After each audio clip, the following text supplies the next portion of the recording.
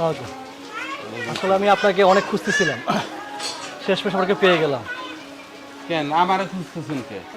চাচা আসলে কি বলবো, 4-5 দিন হয়ে গেছে আমার বাসা ময়লা কেউ আনতেছে না। আমার বাসা না, আমাদের এলাকার মধ্যে কারো বাসা থেকে ময়লা আনতেছে না।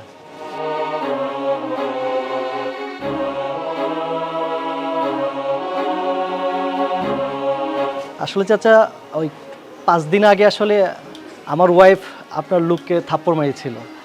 আবার আপনি যখন গিয়েছিলেন আপনাকে অনেক অপমান করেছিল। দেন আপনার বউ যে কামটা করছে, ও আপনার বাচ্চার এনে একটা চকলেট দিছে, একটু কোলে লইছে, তুলে কি ওকে হাত তুলতেইব? এই কামটা আপনার বউ মোটে ভালো করে না। এটা আমি জিজ্ঞেতে গেছি দেখা আমার লাগেও আপনার বউ খারাপ ব্যবহার করছে, এটা কি উচিত? চাচা আমার বউ আপনাদের সাথে অন্যায় করেছে সেটা আমি বুঝতে পেরেছি, আর আমি থাকলে হয়তো বা এটা হতো না। শুনেন, আপনার একটা কথা কই, আমরা গরিব মানুষ, আমরা এই ছোট কাজ করি, বাড়ি বাড়ি ময়লা নেই। আচ্ছা, এই ময়লা যদি আমরা সাফ না করতাম তাইলে এই ময়লা কে নিত? আপনি বলেন, এই সমাজে মানুষ কি বাস করতে পারতো? গন্ধের সমাজে বাস করতে পারতো? আর এই ময়লার দুর্গন্ধে মানুষ তো অসুস্থ হইতো। আর সেই অসুস্থে কোন মানুষটা সুস্থ থাকতে পারতো? সমাজের ম্যাক্সিমাম মানুষ তো অসুস্থ থাকতো। তাই বলি কি, আমগো মতন এই গরিবের সাথে আপনারা খারাপ ব্যবহার কখনো করেন না। চাচা আসলে আমি আপনাদের কি বলবো, আপনারা সমাজের যে কাজটা করছেন সেই কাজটা যদি আপনারা না করেন আসলে আমাদের সমাজটা দুর্গন্ধই থাকবে।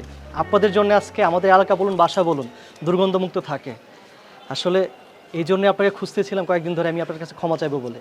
আর ভাই আমি আপনার কাছেও মাপ চাচ্ছি, আপনার সাথে যেটা ঘটেছে আমি জানি আমার ক্ষমা চাইলে আপনি মাফ করবেন না, তারপর আমি ক্ষমা চাচ্ছি। আসলে আমি আমার ওয়াইফের অন্যের জন্য আপনার কাছে ক্ষমা চাচ্ছি।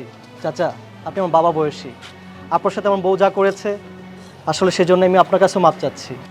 আপনারাও মাপ চাইবেন, আপনারা উপরে থাকেন, আপনারা পরিষ্কার পরিচ্ছন্ন, সমস্ত ময়লা তো খালি আমগো, আমরা যারা ময়লা পরিষ্কার করি আমগোরে মাফ করে দিয়েন। আল্লাহ এমন জীবন দিয়ে কেন পাঠাইছে যে আপনাকে ময়লা আমগো পরিষ্কার করতেই হয়? থাক, যাওয়া রয়েছে, ঠিক আছে, আপনি যান, কালকাতে আপনার বাড়ির ময়লা আনবো। জি চাচা। চাচা ঠিক আছে, যাক। জি ভাই আসি। ওনার বললে তো উনি এসে ক্ষমা চাইছে, বাদ দে।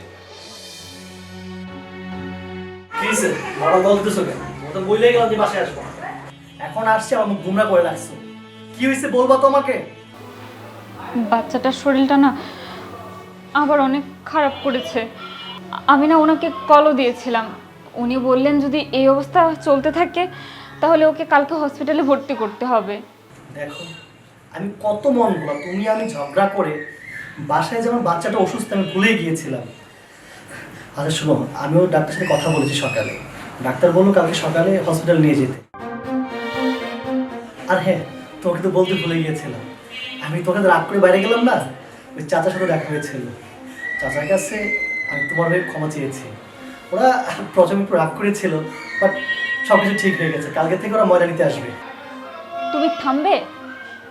তুমি কি পাগল হলে যে আমার বাচ্চাটার এই অবস্থা, তুমি এই অবস্থার মধ্যে তুমি ওই ময়লাওয়ালাটাকে নিয়ে পড়ে আছো?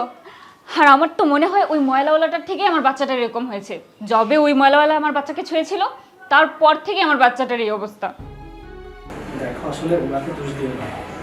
কি দোষ দিব না? তুমি কি বলতে চাচ্ছ? কি দোষ দিব না আমি? আমার বাচ্চাটার মুখের দিকে আমি তাকাতে পারছি না। আমার বাচ্চাটা কেমন শুকিয়ে গেছে, তুমি দেখেছো তাকিয়ে আমার বাচ্চাটাকে? কথাটা শোনো, দেখো আল্লাহ অসুস্থ দিয়েছে, আমাদের কপালে ছিল এটা হয়েছে, ওনাকে কেন দোষ দিচ্ছে? সমস্যা নেই, আল্লাহ ভরসা, কালকে ঠিক হয়ে যাবে। বাবুর কাছে আমার বাচ্চাটা ঠিক হয়ে যাবে তো? অবশ্যই ঠিক হবে, আল্লাহ ভরসা। চলো বাচ্চার কাছে আসো।